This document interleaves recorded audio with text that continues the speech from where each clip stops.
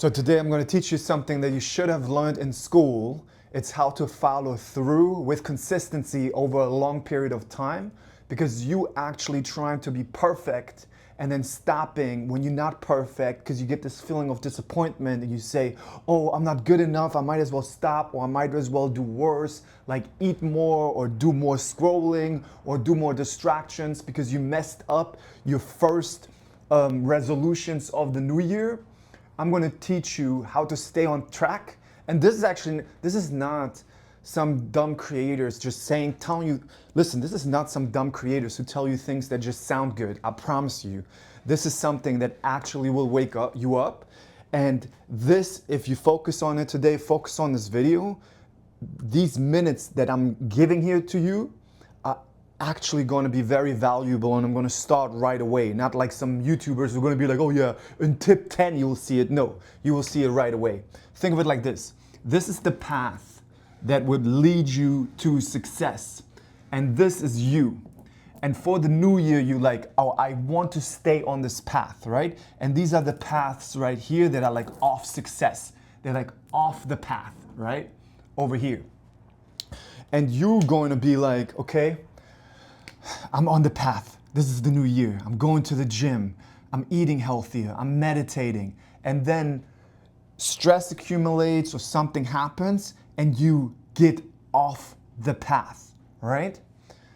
This is what's going to decide your attitude to this of how successful you're going to be in life. Because you get off the path here and you say, oh, look at me, see, I thought I'm gonna make it this year, but I always fail. And you talk to yourself, why can I not do better?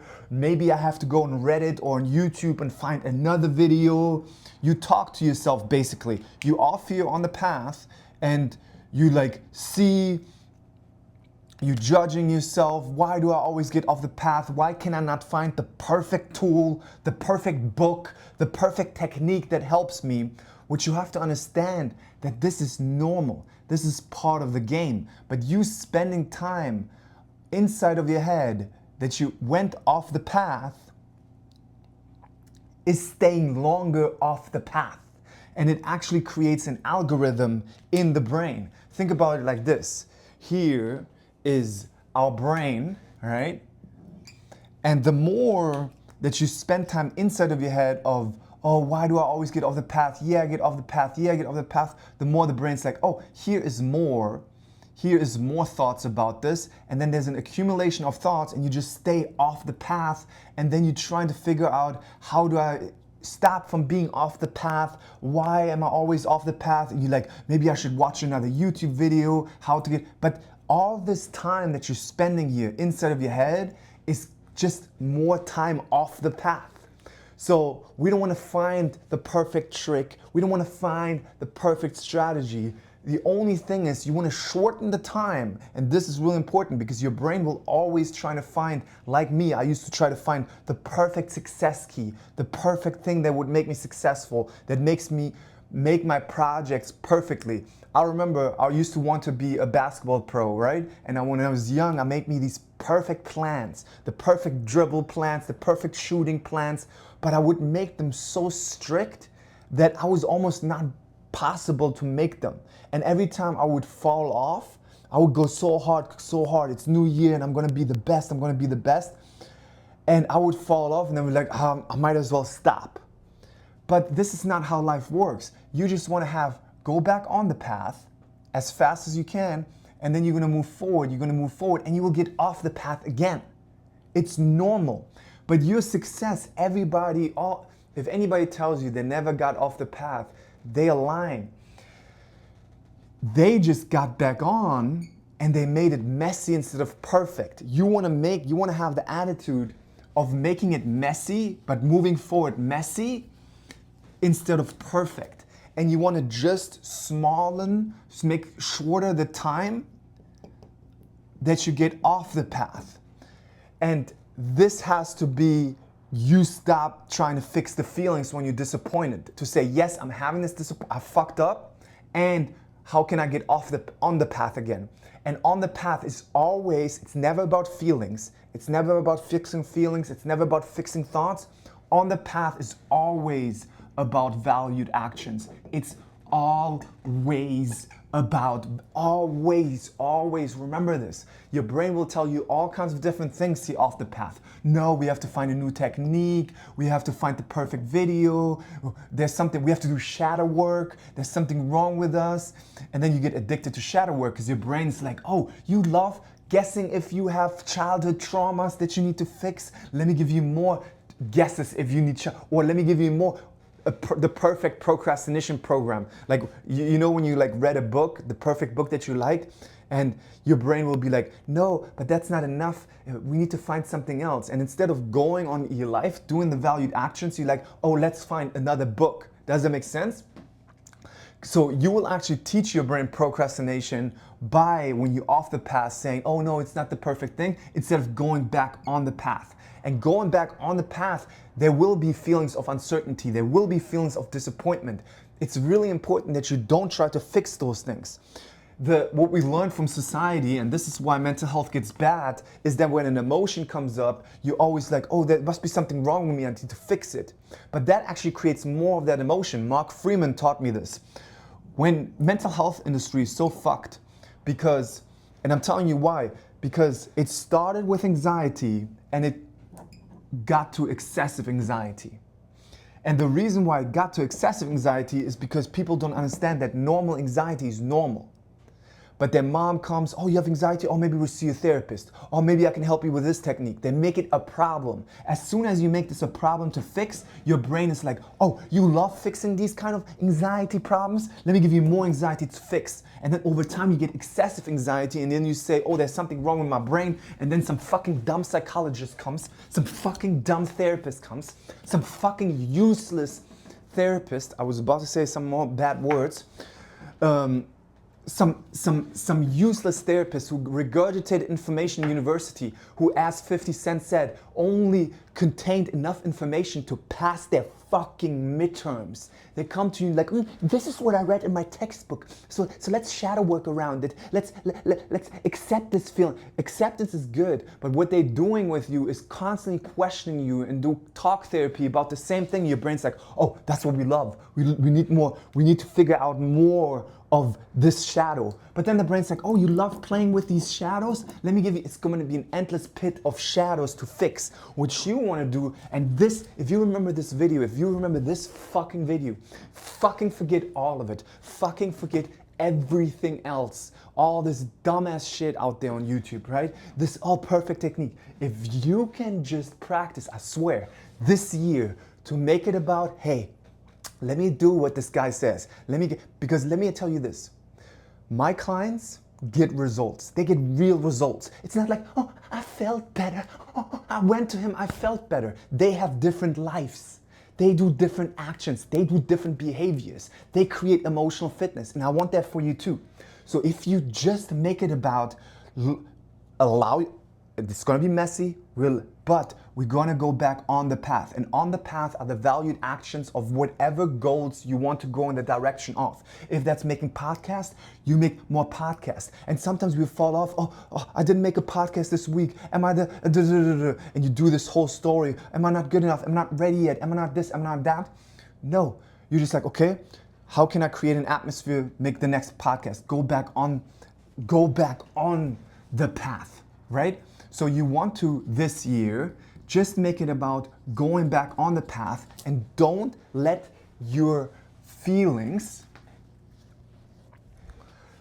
don't try to fix your, see, with so many in our society, people make it about, oh, I think I need to fix the feelings. I think I need to fix these thoughts. Yes, of course. What I want you guys to understand is, all these thoughts of you not being good enough, you not being ready yet, they are just patterns. This is you. These thoughts are just from an algorithm that was created in your childhood, okay? Or from whatever experience. The brain automatically gives you thoughts. That's why we don't engage with thoughts in living our life. We engage in values, because these then come from us and not from the automatic thoughts. And some people are like, oh, but how do I know that this is my value or this is not a thought? That's also just a thought. And that's for a lot of people who want to get rid of uncertainty. But remember what I said, we don't want to get rid of the feelings. We don't want to be this person here that's like, oh, I need to get rid of the anxiety. I need to get rid of the uncertainty. No, we want to be this person of like, hey, you know what? I'm going to try this out. I'm going to explore this direction. I'm going to do these actions. Your brain will be like, no, but what if it's not the right thing? Yes, brain, I love doing wrong things. We just go and explore. We have the uncertainty and we move forward. Just doing that will create more emotional fitness. It will create more trust in yourself because you're showing yourself that you don't let your life be dictated by emotions. And then when you have the uncertainty, you train yourself, oh, I can have these feelings and move forward. So you want to actually change the measure of success from trying to fix feelings, fix thoughts, trying to get the perfect mental health. That has nothing to do with mental health. You want to make it about my measure of success are how many valued actions I do. And my feelings and thoughts don't tell me if I do this. Matter of fact, I can have these thoughts and these feelings and I do this anyway.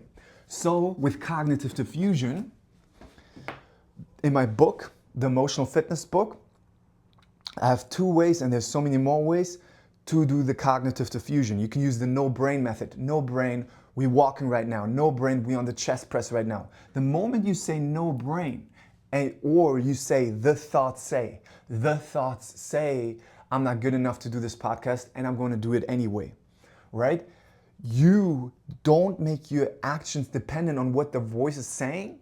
Matter of fact, you say, yeah, brain, of course, I'm the worst person and I'm going to do this anyway. The more you do that, the more you move forward on the path, no matter how you feel, no matter how the brain says you're not good enough, you're an imposter, what's going to happen is that's actually changing your belief systems. There was this TikTok video that I've been saying this for such a long time. Mark Freeman has been saying this for such a long time. He taught me this.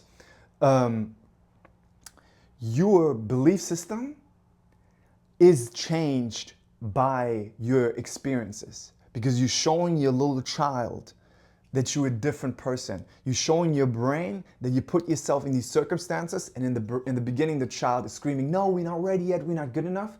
But over time, the longer you take the little child along the path, the more the little child's like, oh, I guess we're good enough. I guess we're good enough. So you want to actually, this year, just make the measure of success of here, gym this many times a week, creating content, doing your projects, and making that in actions that you put here on the path. And you're gonna be on the path and you're gonna get off the path. And you're gonna be like, okay, that's okay. I got off the path. How can I get on the path real quick? Another action here. You make it about the other action as soon as possible. But what you don't do is, oh, spending time inside of your head, oh, why am I this, or why am I that? And then that circles into, oh, I can eat more food, I can take more substances, whatever people do to distract themselves, social media scrolling. So you want to go as fast as you can on this path. How do you do that? You set yourself up for success. How do you set yourself up for success? I'll give you an example. For me, right? I know, for example, I do hot yoga. I know there's days in the week, 2 days in the week, let's say it's Monday, Tuesday, Wednesday, Thursday, Friday, Saturday, Sunday. For you, that would be, for example, for me, let's say I go Wednesday and Friday to hot yoga. No matter how I feel, I go to these hot yoga classes, no matter what thoughts I have them proactively set, right? Let's say Tuesday and Thursday and Sunday, you always go to the gym at a certain time. No matter how you feel, you go. No matter what thoughts you have, that's your measure of success. And doing that is keeping a certain momentum. And you don't have to be perfect. And this is why you want to make it messy. Sometimes you will mess up. And then the next day you have something else and you go. The next day you have something else.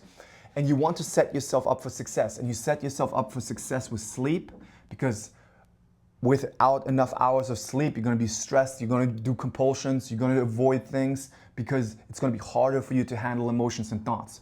You're going to have nutrition, you're going to eat right, right? And you don't have to be perfect. Again, you just set yourself up for success. For example, every morning, almost every morning, I make myself 2 protein shakes. One for today, one for the next day. So I have one when I go to the gym and after I have coaching calls.